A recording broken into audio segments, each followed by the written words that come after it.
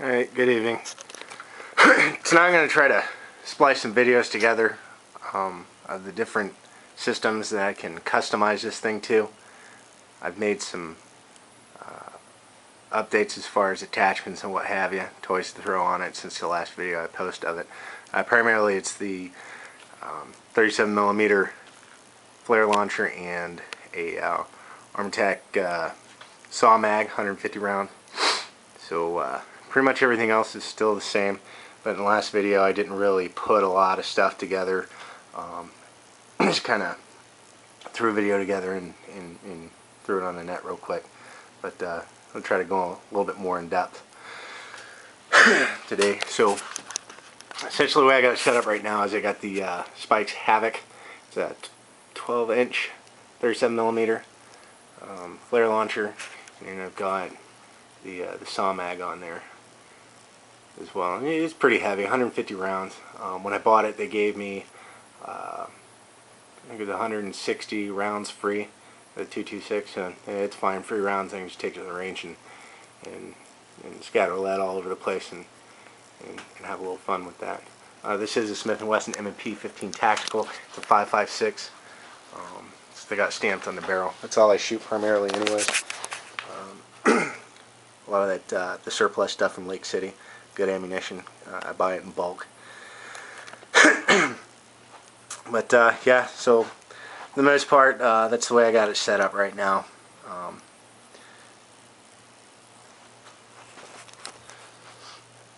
You obviously see how big those drums are on that magazine. Pretty big.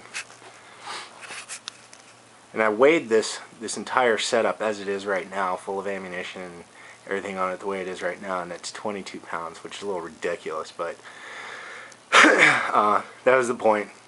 Just kind of something cool to look at. Not necessarily a lot of function to it, but cool nonetheless. A lot of folks that I've showed it to so far like it. Alright, this is the close quarters setup that I have for it, with the flare launcher mounted onto it. I got enough light in here so you guys can see it, but there's a little tactical sling that I got from LaRue, and I absolutely love it. It's a great sling. It's all swivel mounted there on the rail, and then back here this little plate that I bought. It goes behind the castle nut there. Take that off for you. And it's like that on both sides, as you can see. So, very comfortable. Another thing that I wanted to show you was the charging handle. So it's Badger Ordnance Universal. So that way, if I do have to switch sides, run out of ammunition, get a jam, whatnot, then no matter which shoulder I'm firing from, then I have an access to that latch on either side. Alright, so that's your CQB right there. This is your long range sniper system, if you will. It's got a Trijicon Accupoint 3 scope, and it's a 9x40. It's also mounted on a LaRue 30mm scope mount, quick detach. Along those lines as well, it's got a Jpoint for the Burris fast fire, so that way you can have a sight for close quarters if the situation arises. Pretty much everything is quick detach on here, with the exception of this laser right here.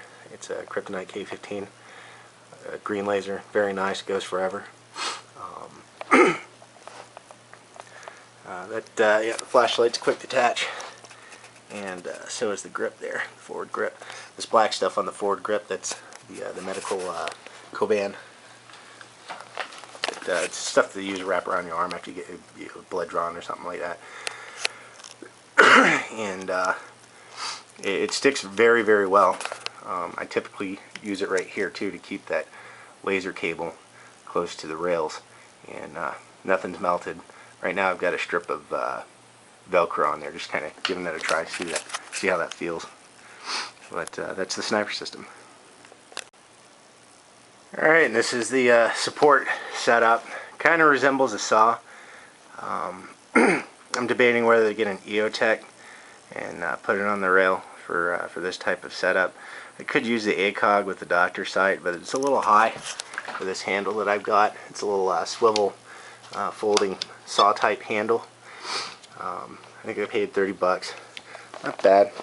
Helps when you got to move it around. Supports the weight.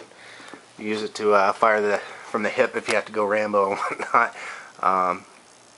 My only concern about this one, and I've tried it before with the weight of the magazine, is the bipod. I know saw mags have pretty sturdy bipods mounted to the barrel of the weapon, but so far it seems like the Harris bipod's holding it up pretty good. No collapse, no weakness that's noted. But for the time being, for this setup, I'm just going to use the iron sights, and just makes things a little bit easier. And maybe go with the EOTech. I haven't made up my mind yet. And of course, if all else fails, you exhaust your ammunition, and you got to keep fighting. Well, here's your last resort. It's the Ontario OKC 3S USMC bayonet, and a bayonet lug attachment I got from Cheaper Than Dirt. Stays on there fairly good. I haven't tried to stab anything yet, but I don't think I will unless I have to actually use it for real world purposes, and I'm pretty sure it'll hold. It's pretty tight fit. But so it's the I guess it's the fourth setup that you could have it as. It's a really nice knife too. I tell you what, if you can get one, get one. It's very light, very sturdy, very mean. Take that off. And the sheath that comes with it, it's a Molly type sheath. You know, EGA. I don't know if you can see. There you go. EGA there on the handle. And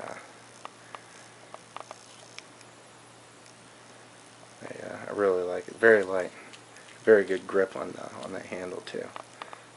Kudos to Ontario for making a superior knife. That's it. It's my platforms.